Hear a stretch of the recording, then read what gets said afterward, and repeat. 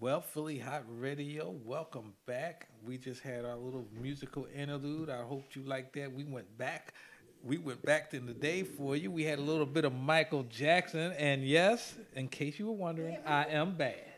Oh, Oh, Sony laughed. okay. That wasn't meant to get a laugh. Oh, all right. He's bad. I don't know what he means by bad. Is that a good bad, a bad I bad, or hope it's a good bad. We gotta ask Mike. I don't know what he no? intended. Mike told me he don't fool with people like you. Oh, Yeah. So yeah. So. I don't know how I'm gonna But take that, you but give me okay. the questions and I'll take it to Mike and he and I will talk about Okay. it. But in the meantime, we have Mr. Archie Leacock here. Mr. Archie Yeah. Leacock is He here. is here. Yes. And I understand that he has a very special ambition. Mr. Leacock is, first of all, Mr. Leacock, welcome to Philly Hot Radio. Oh, thank you, thank you, Oh, thank you. well, Welcome. welcome. Thanks for having me, guys. You're so This is a welcome. real opportunity. Well, we Yeah. appreciate having you. We understand that. It's okay.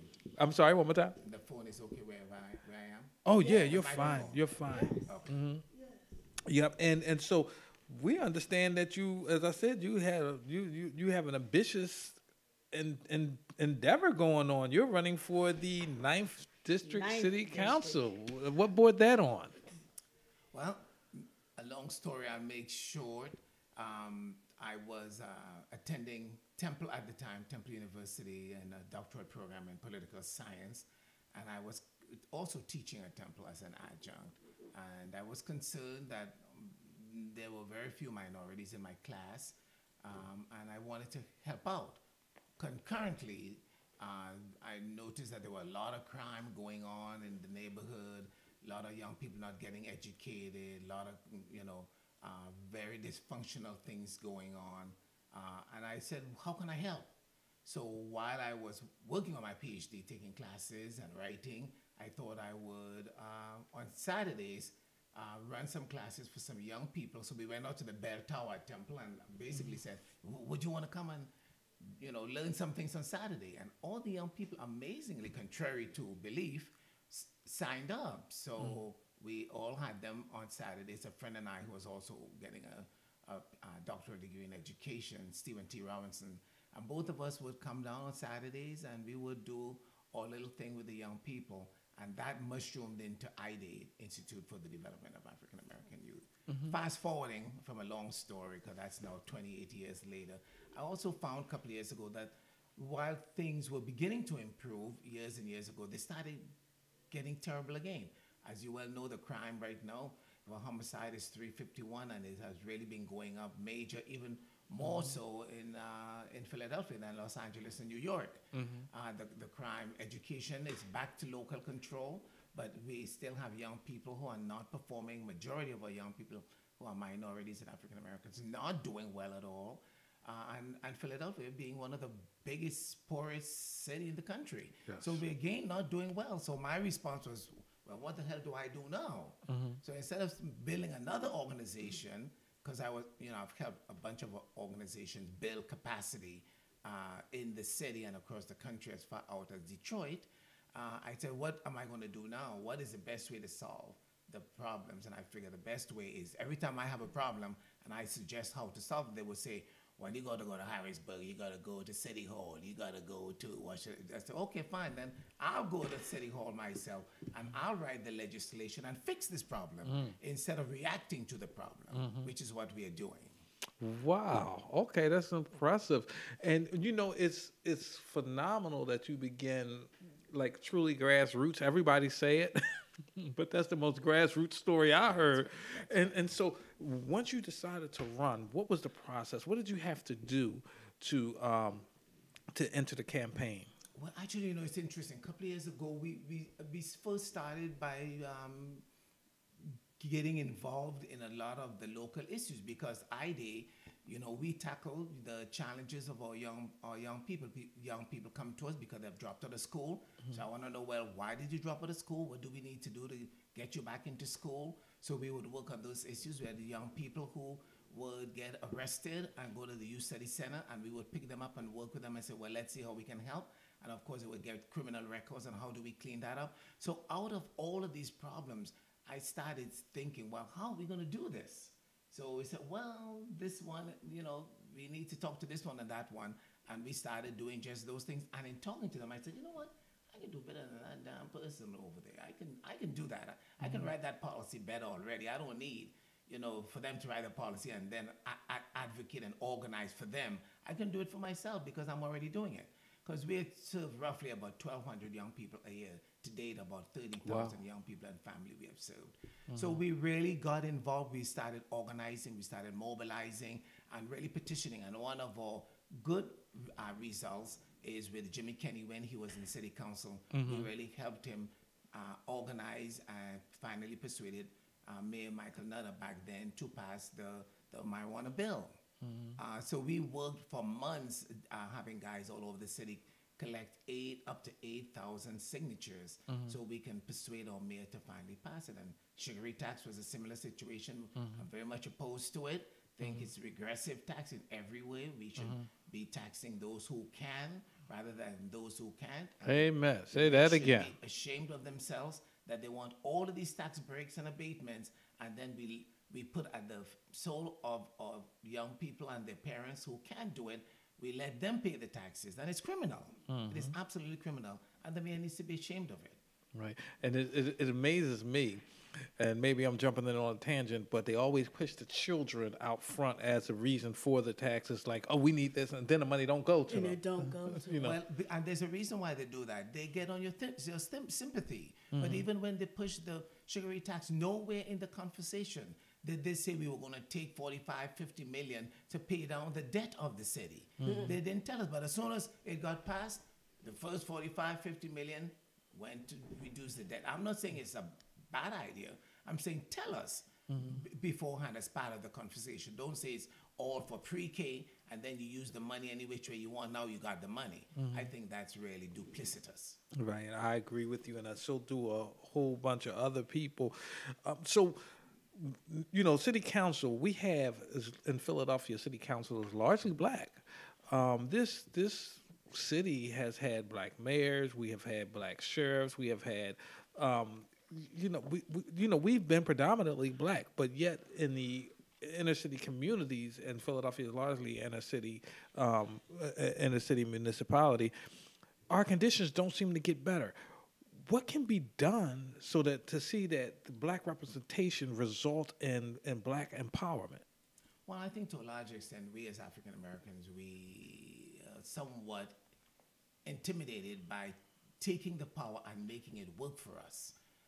So we believe that we get elected and we go downtown, and the old adage is to improve downtown.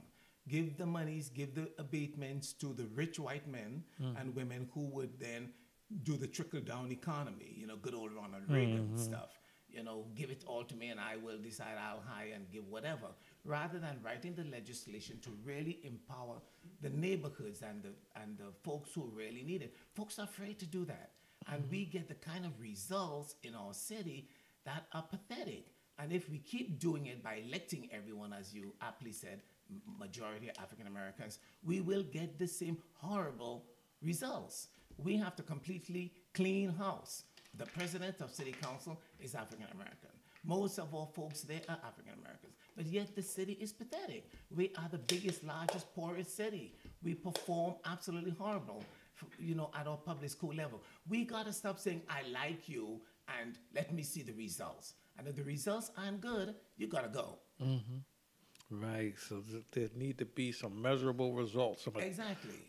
So how would, once you're elected, once you're on the council, and the political machinery in Philadelphia being what it is, it's an insider's game. So just by the way you speak, just by your ideology, you would be an outsider on the outside of the old clique, of the old gang. How would you manage? Well, that's an interesting observation, and you are quite right. But the one thing the guys all know, and women in city council, they can't dismiss me. They all know me. I know every one of them. Probably Maria Sanchez least, because I haven't done much work in the 7th, in the 7th district, but just beginning to do some of the work there. But elsewhere, to a large extent, they all know me. They all know Archie Laker. So I go to their offices, I call them, I invite them to places. So I'm a known quantity. They might disagree with my approaches, but this is why I think leadership is important, because leaders understand there's an opportunity for change, and how do we go about making that change that we can allow you to buy into it, but yet move the needle inches ahead. And that's where quality leadership really comes into play. We need folks with advanced education, which I have, so I understand the issues, I understand the history, I understand the background, and what it is it's going to take to go forward. And then where to get those resources. We need to figure out who needs to pay for it. And frankly, I think we need to fix property taxes more, where people with bigger properties can pay more taxes. And as you have more and more of your properties, you pay less taxes over here, particularly as you become a senior. So I think there's some serious work that we need to do. It is going to be rough. You're right. Philadelphia is a machinery town. But I think when people hear my voice and hear what I'm doing and what I'm suggesting on their behalf, the work I've done for IDE and for young African Americans and their families over the last 28 years, people know it's a known quality. This guy has done it, and this guy is going to continue to do it. I'm asking each of your folks who are listening, living in the 9th District, to vote and to come out and sign to get me on the petition. And if you don't live in that area, I want you to call someone. We all know someone in Army, Logan, Lawndale, Lawncrest, East Oak Lane, East Mount Airy, West Mount Airy. We know people there. So even though you might not, you know somebody. Pick up the phone, get on the social media, and say thumbs up, so people understand this is serious business, and I want my life to change. You have an advanced educational degrees, and you have prolific work among the youth and members in the community. And like you said, you know most of the council, they know you very well. What other qualifications would you like our listeners to know about? Well, I'm great in organizing, of course. I'm great with writing, and writing legislation the way it needs to be reflected is really hands down for me, having advanced education. But even more so, I'm good at organizing. We spend a lot of time organizing for the marijuana. We have also spent some time doing truancy. The school district, on average, it's 52% of our young people go to school in public school, K through 12, and particularly the problem is in high school. 52%, which means 48% of young people are not in school. They're not getting education, but yet we spend close to $2 billion for the school district. Something has to happen. You don't get those people in your budget, got to get cut. Plain and simple. You got to perform. You can't have people be dropping out and having all these alternative programs, and you have a healthy budget. Doing what? You know what I mean? When push comes to shove, you're closing down the schools for my young people. That is just simply unacceptable. So we did a pilot program, 2017, where we demonstrated over a month that you can improve the truancy. And all my staff, we got together, we brainstormed it, and we started calling parents at 6 o'clock in the morning, 6:30, 7 o'clock. And some of the parents are so ignorant themselves. They were actually being pissed. Why call me up so early? This is too early for me. Guess what? Your child has to go to school. You need to get up and you need to get them. This is what parents do. This is the work of parents. So after we did that for about a month, we wrote up the results, and we had moved the needle from 52% on average to 96% average. Wow. And this is the kind of work we can do. We have to do this work. One of the national recognitions we have gotten is for crime, reducing violent crime. We have one of the premier programs in the country, Don't Fall Down in the Hood. We got an award, a national award for replicability, a blueprint for the work that we do out of the Leader to Leader Peter Drucker Institute out in California. And just a couple of months ago, we got an Impact National Award from the GSK Award, saying IDE is doing some of the most healthy, replicable programs for young people. So when we take these kinds of, stellar performances, this is what I want to bring to the city. High quality, stop the corruption, stop the councilmanic prerogative, selling things you want, and giving away the land to benefit who? You, because after that land gets sold for 5 years, then you get $100,000 so you can run. What did the people get? Nothing. And I want to revise that whole council-minded prerogative that if you, I don't mind you giving a rich person 32 acres, but whenever when that is being sold, 20% of that money goes back to the city, or you have to take on X amount of nonprofits to help them raise the kind of money. You should not give me 100,000 and keep walking. That's criminal and that's corrupt. Right. And there's a lot of that going on in the city with the parking authority across the board. We gotta stop it. We gotta say not because you're black and I'm black, it's cool. It's not cool because my children, my son, is being disadvantaged. And corruption, you said a mouthful when it comes to Philadelphia because we now have another FBI investigation. As you Yes. know, we had five black legislators who were convicted. All of them, I think Vanessa Lowry Brown was the last The one. last one. Now we have the union. We have the John Doherty corruption and we have Bobby Heenan caught up in that, accused of a few other councils. What can be done in your opinion? I think we need to write legislation clearer. And we need people with values. When you come in and you just be ripping the system off for yourself, it tells me that you really don't have a long view. With me running IDA and running other agencies in the city, I've demonstrated my value. I've demonstrated how I want to work with young people and how they then triumph and do well and succeed. And so, as far as the way things are done in council, would you be able to have an effect? Because until the system itself, the practices themselves are eradicated or transformed, we're going to continuously have these indictments, these examples of corruption. How can we? How would you be able to, once you're elected in office, to begin the efforts to change that system?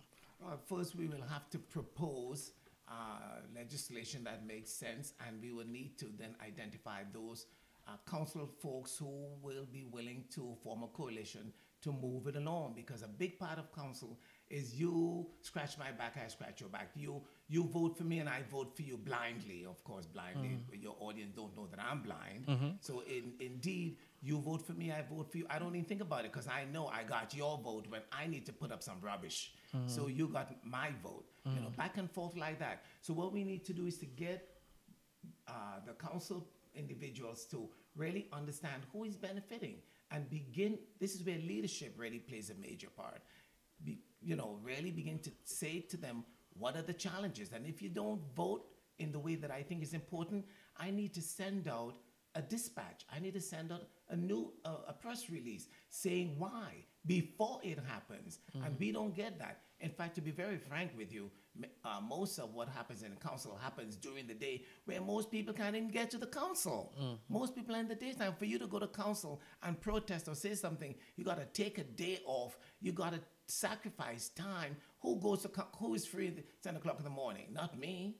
I bet most of you guys are not. Certainly not me. They need to have some council meetings in the evening on Saturdays. This is the work of the people. You work, you're available to do the work when the people are available.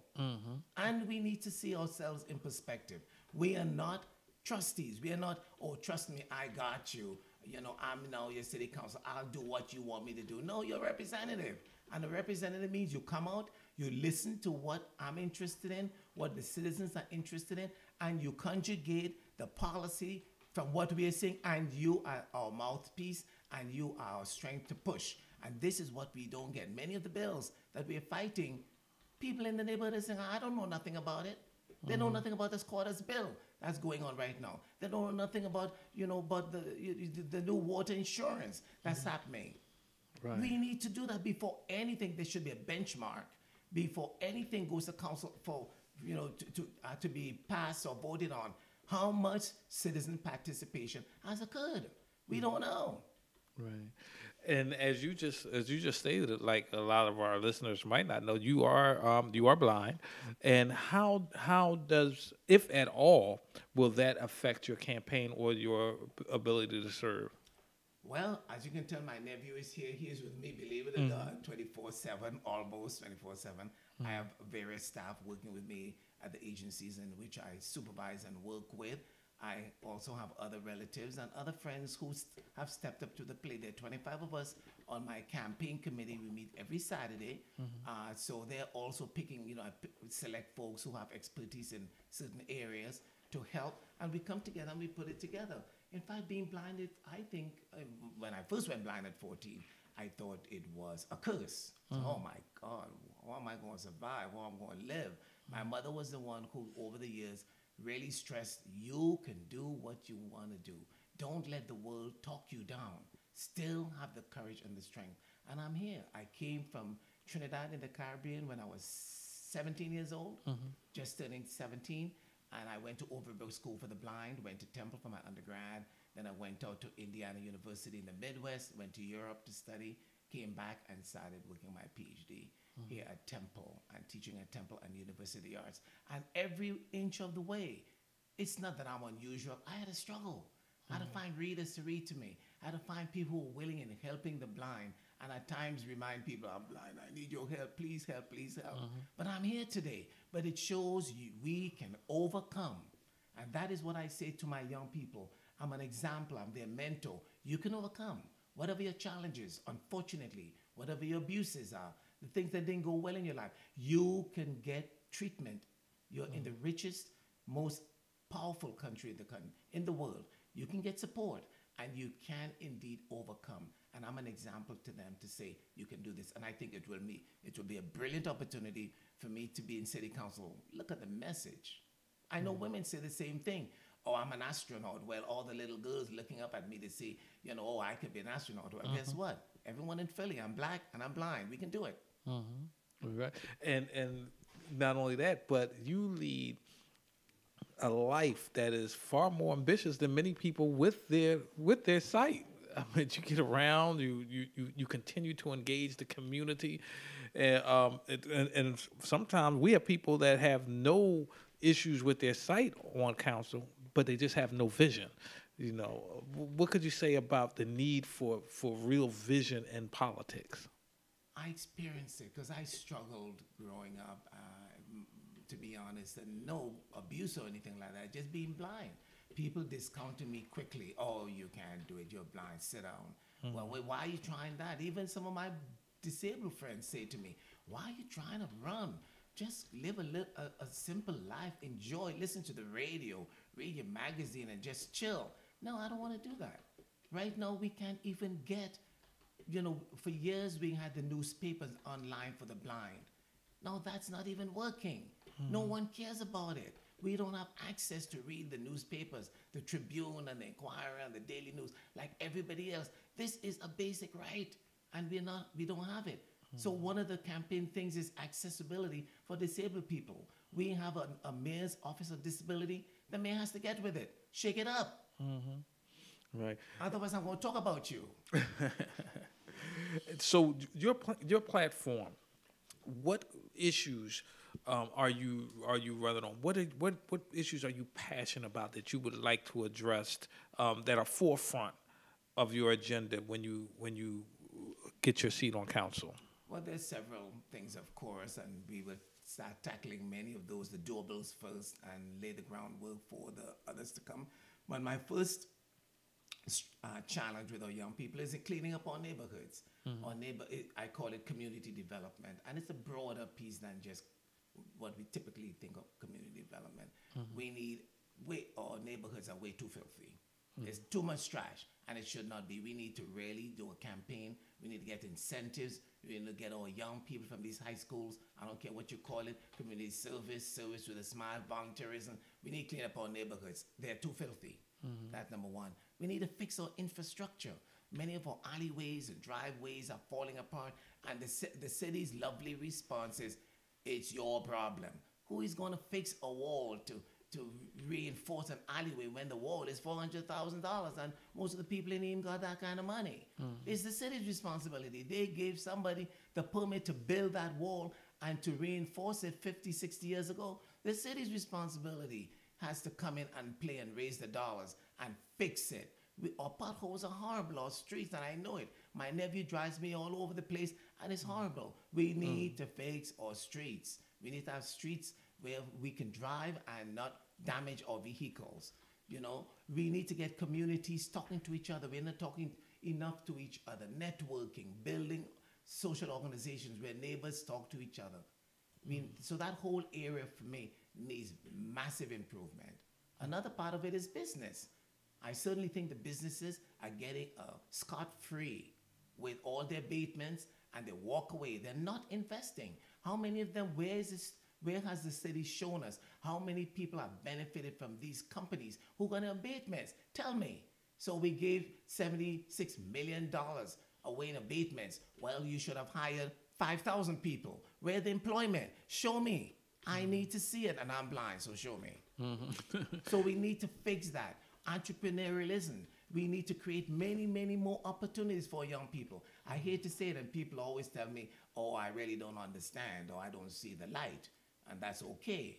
You know, if a young man can stand in a corner and sell weed from 9 in the morning to 9 at night, he is an entrepreneur. I want him. I want him. No, we need to put different values. We need to put different products and get him to understand weed is going to get you arrested and into a negative. But he has the core values of what I want.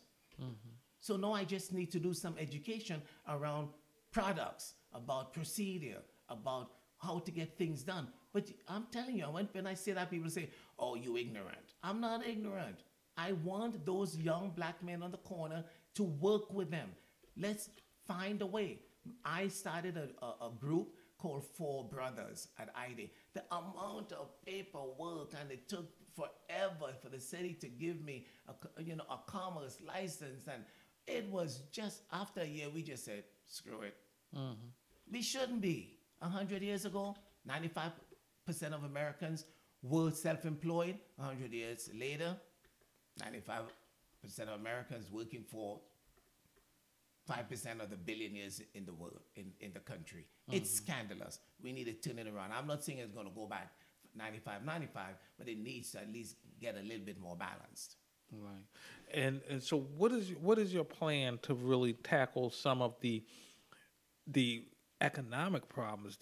You already mentioned property taxes, which is crippling Philadelphia, especially with gentrification taking place and the value of properties rising, therefore the taxes rising. Another issue is to take money, but people are already taxed out. So where will we raise or find the funds necessary to really revolutionize our city? Well, the first thing I want to be clear about is we certainly need. I am not there yet, and I want to be respectful. We will need to assemble a team of folks to study this and to look at this with me. And we need to really see, when you're inside, you see the budget is different when you're outside and someone is telling you what they want you to know. So when we're inside, we'll begin to look at this and call some people to testify and hold them accountable for their testimonials, and then get the experts to tell us what options we have. And then from there, I think it wouldn't take more than 6 months to begin to put forth legislation to ameliorate, to fix some of these problems. And I certainly think we can fix it. And I certainly think one good example is the abatements. Spending all these millions of dollars and not getting anything. We need to, over time, none of this is going to be sudden. And people know that from the work I've done. This is judicious, careful thinking. We're going to slowly, over the next 4 years, reduce the reliance by wealthy people on abatements. And we're going to turn around the sugary tax. We need to get it knocked off. The mayor needs to capitulate. Otherwise, we need to talk about the mayor every day. In fact, I'm not even sure why everyone loves the mayor.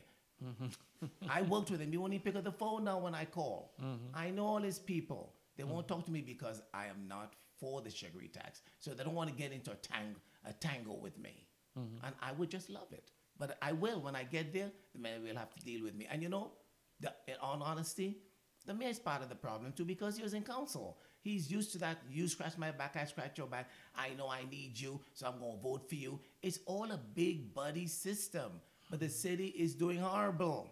If the city was doing great, the buddy system should continue. The city is doing horrible. Let's change across the board.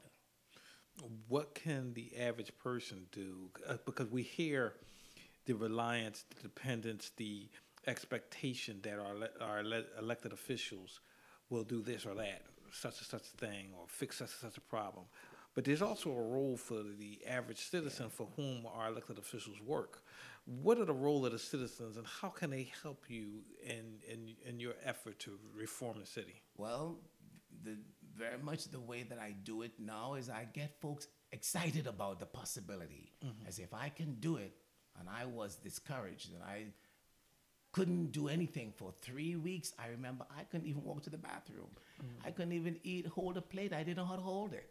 I was an invalid all over. And very slowly, my dear mother, who died now almost, 10 years ago, she slowly worked me through. And if she wasn't committed and dedicated, I would not be here today. And every time I got to stop talking about her, every time I talk too much about her, I start tearing up because I feel so strongly about her. But we need our young people to get impassioned about their opportunities and understand that they're being ripped off. This is the old situation in a new bottle. They're not being taught to read because it's the way to keep black folks and minority folks ignorant. And if you don't teach you to read for you to understand on your own, the new argument is taxes. Oh, you ain't have enough taxes as Lower Marion and these other places. So therefore, when the heat was hot in the summer, all the schools were closing early, and the Marion kids and the suburban kids were all going to school. Every afternoon, you don't get an education, someone is getting ahead of you. We need to talk to to young people, and when I talk to them, let me tell you, they get serious and they get with the program because they understand I'm being genuine, and then we need to get them to vote. We need to get young people. One of the things I'm doing right now is going through with all the young people who are 18 years to 25 years. We need you to vote, and we need you to come out and organize for change. So we are building capacity with young people in all these various programs. We need change. Young people need to hear it, and they do respond. But the establishment and the machinery is determined to keep them down, and that's what they do, and that's why we only have such a small percentage coming out to vote for a mayoral election or for judges. It's scandalous. These are judges who put you away for years. And you want to tell me you don't understand? You can vote for them. You can vote them out. They can put you away. You can vote them out. So we need to educate people. And I tell my young people all the time, when they say, well, the judge, they have to run away and have the GPS on the leg. I say, listen, let's get you to understand one thing. That judge is only there for 10 years. She or he has already been there for 4. You're only 17. By the time you're 21, you can get them out. We need to talk sense, and we don't do that. Adults are afraid to talk to young people, and we need to cut that.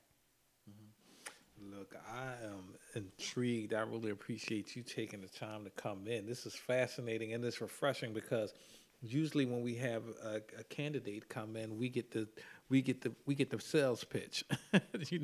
We get the what do they call it? When you just come and you got your sound bites already ready.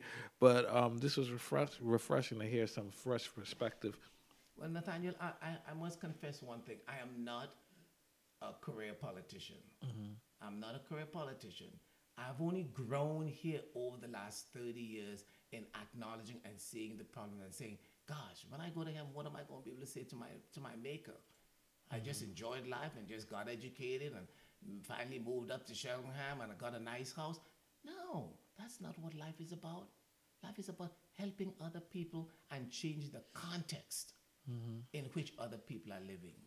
And then you can begin to say you're doing something. And that's why I'm here. And Mr. Archie, because I'm reading your little background and everything.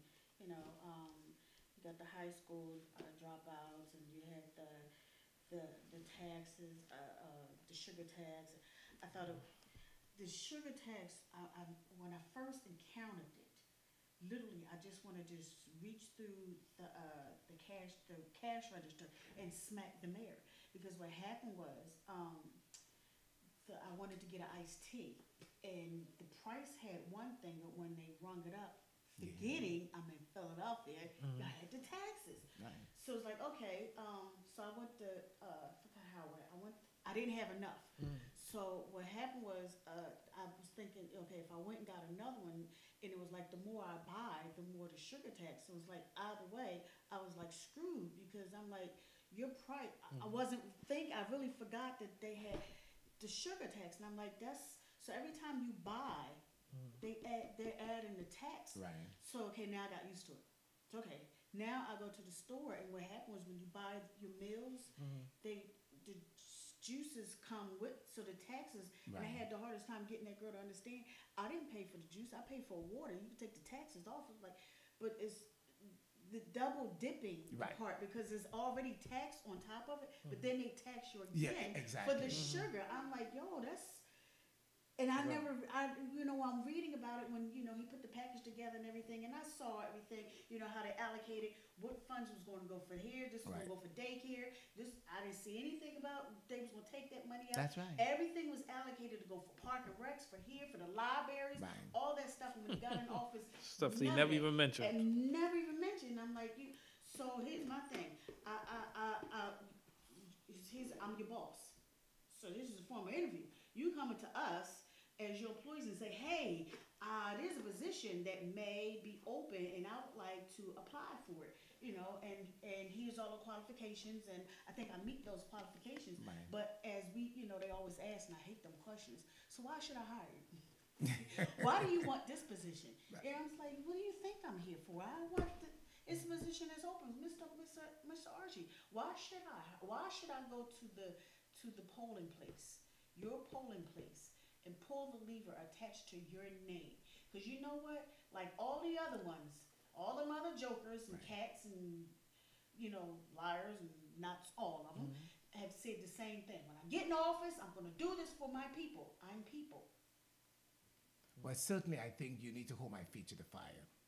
Certainly, when people say they're going to do it, when they come back around and 3 years later, they don't do it, or even a year later, they didn't do it because they're going to start proposing bills. They're going to start doing things in the community. So that's not what I voted for you for. We got to remind them and hold their feet to the fire.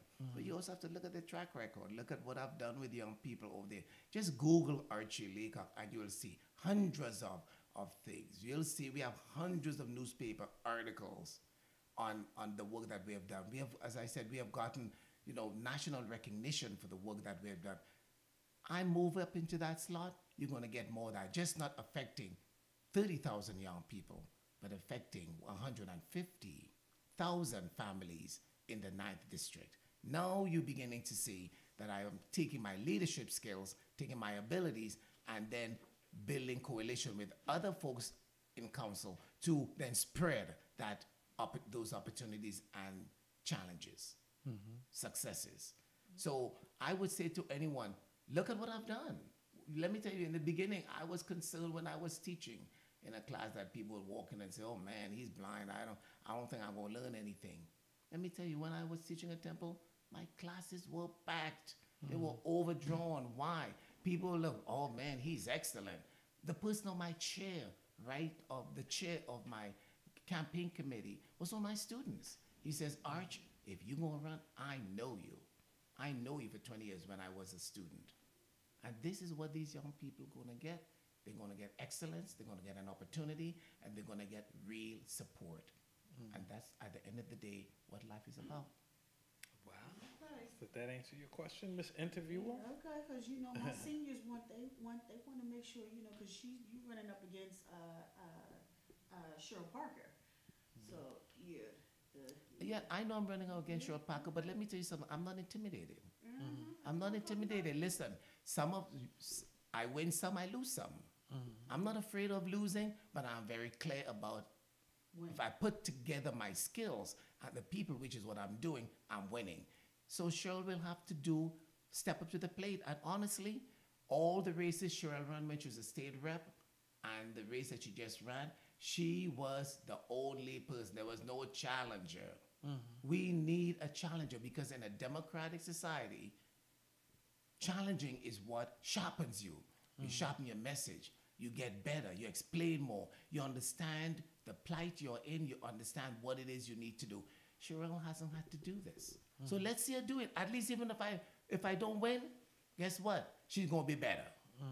And if I win, I'll be gracious to go to dinner with her and tell her, well, it's now my turn, sister. It's cool. Well, I appreciate you stopping by. This has been a great, informative, edifying, and enlightening conversation, and it's going to be an interesting race. So, tell us again what can people do? Excuse me, I'm getting tired.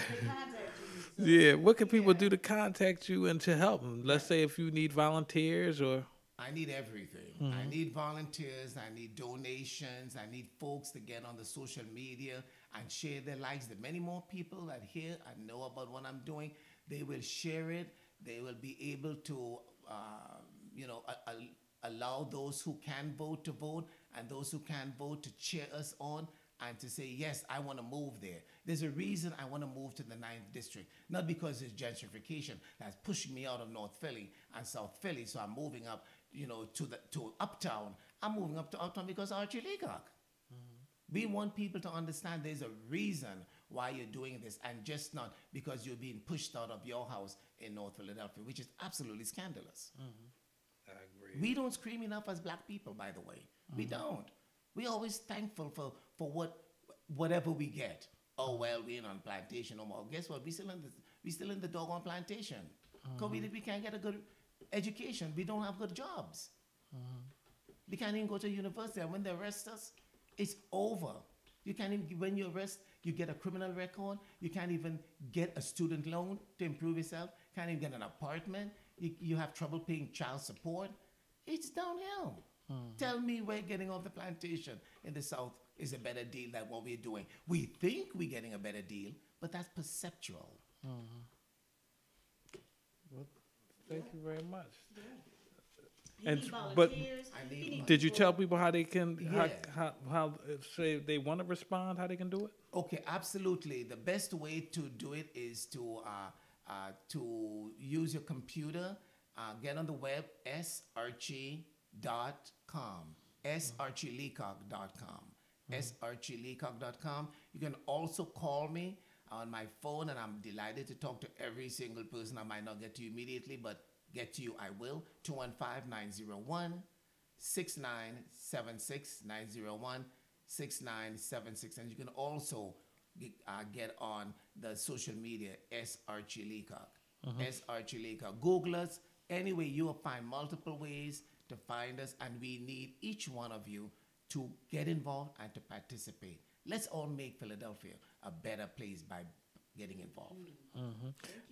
And so and just for the record, let me spell Archie correctly. It's ARCHYE. Correct. And Leacock is LEACOCK.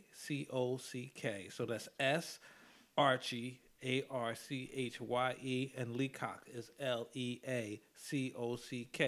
People out there in Philly Hot Radio, you know we're prone to saying we need some fresh blood, we need some new people, we need somebody with new vision, fresh vision. Well, we have somebody running, and you've heard them. So now it's time for you to step up and show some support.